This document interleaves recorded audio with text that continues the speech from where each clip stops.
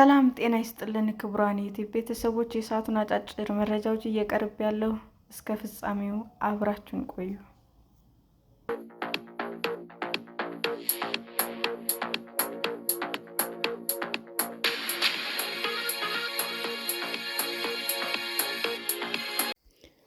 የካፒታል ገበያ የካሳ ፈንድ የተዘጋጀው በዝቅተኛ ገንዘብ ኢንቨስትመንት የሚያደርጉትን ለመጠበቅ እንደሆነ ተነገረ። የካፒታል ገበያ የካሳ ፈንድ የተቋቋመው በዝቅተኛ ገንዘብ ኢንቨስትመንት ያደረጉ አካላት ለመጠበቅ በመሆኑ የፋይናንስ ተቋማት ማለትም ንግድ ባንኮች፣ ኢንሹራንሶች፣ የቁጠባ እና ብድር፣ የህብረት ስራ ማህበራት፣ የማይክሮ ፋይናንስ ተቋማት እንደማይመለከት ተገለጸ። የኢትዮጵያ የካፒታል ገበያ ባለስልጣን ባዘጋጀው ረቂቅ የካሳ አስተዳደር ደንብ ላይ ጥር 14 ቀን 2018 ዓ.ም የውይይት መድረክ ያዘጋጀ ሲሆን በመድረኩ የተገኙ ተሳታፊዎችም ረቂቅ ደንቡ የካሳ ፈንድ የማይከፍላቸው ኢንቨስተሮች በማለት የዘረዘራቸውን ድርጅቶች በሚመለከት ጥያቄ አቅርበዋል። በፈንዱ የማይካተቱ ኢንቨስተሮች ዝርዝር ውስጥ ከተካተቱና በዋናነት የፋይናንስ ድርጅቶች ከሆኑት ውስጥ የኢንቨስትመንት ባንኮች የሚገኙ ሲሆን የማይካተቱበት ምክንያትም ፈንዱ የሚያቀርበው ከፍተኛ የገንዘብ መጠን 100,000 ብር በመሆኑና እነዚህ ተቋማት ይህን መጠን ካላቸው ካፒታል አኳያ ዝቅተኛ በመሆኑ ነው በመባሉ እንደማይስማማበት አንድ ተሳታፊ ገልጸዋል።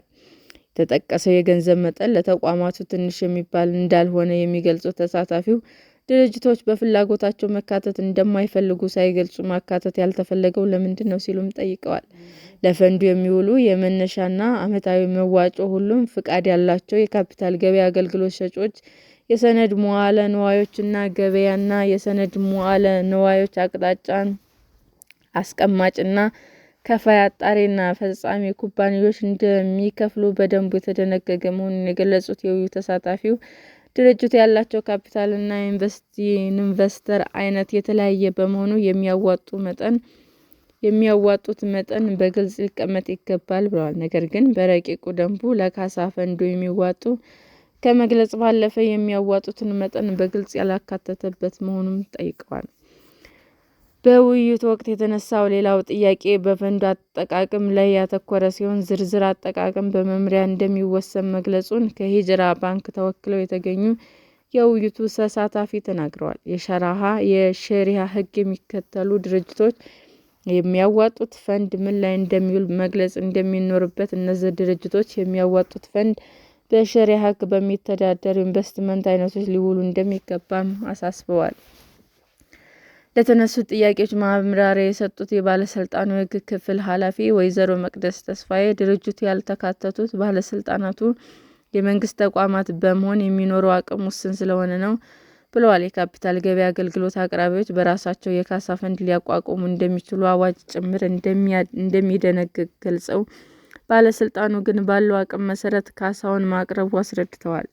የካሳ ፈንድ መዋጮ መጠን እና የትኞቹ ድርጅቶች ምን ያህል መጠን ያዋጣሉ የሚለውን በመመሪያ እንደሚገለጽ የተናገሩት የሕግ ክፍል ኃላፊው በደንቡ ማካተት ያልተቻለው ገበያው ተለዋዋጭ በመሆኑ ነው ብለዋል። ባለስልጣኑ ለረቂቅ መመሪያው ማዘጋጀቱ ዝርዝር ጉዳዮች እንዲካተቱበትም ጠቁመዋል። ሁሉም ድርጅቶች እንደሚያስተዳድሩት ገንዘብ የሚያዋጡት መጠን የተለያየ ነው ብለው ከሚከፍሉ መጠን ልዩነት ባለ ለካሳ ፈንዱም የማያዋጡ ድርጅቶች መኖራቸውንም ይህም በካፒታል ገበያ አገልግሎት ሰጪዎች ፍቃድ አሰጣጥና ቁጥጥር መመሪያ ቁጥር 980/2016 መሰረት የሰነድ መዋዕለ ንዋዮችን ገበያ ከፋዮች ለካሳ ፈንዱ የሚያዋጡ እንደማይጠየቁ መደንገጉ ተናግረዋል። በሸሪዓ ሕግ የሚተዳደሩ ድርጅቶች በሚመለከት ለቀረበው ጥያቄ ጉዳይ በመመሪያ የሚወሰን በመሆኑ የካሳ ፈንዱ ምን አይነት ኢንቨስትመንት ላይ መዋል እንዳለበት በደንቡ ያልተካተተው የገበያ ተለዋዋጭነት ታሳቢ በማድረግ ነው ብለዋል።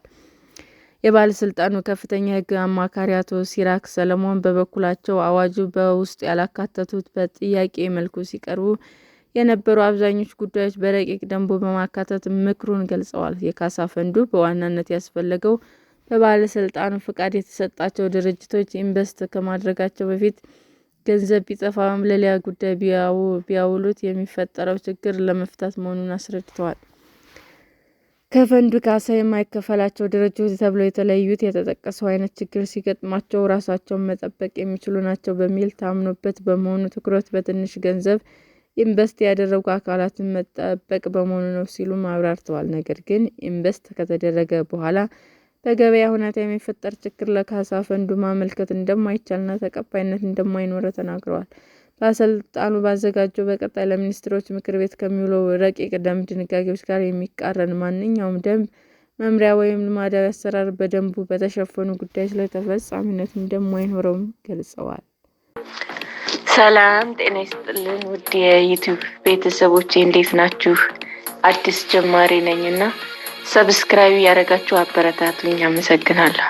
ክቡራን የዩቲዩብ አድማጮቻችን ለሰዓቱ ያቀረብኩላችሁ አጫጭር መረጃዎች ይህንን ይመስል ነበር። በሌላ መረጃ እስክንገናኝ ሼር፣ ላይክ፣ ሰብስክራይብ እንዲሁም ቢቀርብልን የምትሉት መረጃ ካለ ኮሜንት እያደረጋችሁ ቸር ቆዩን።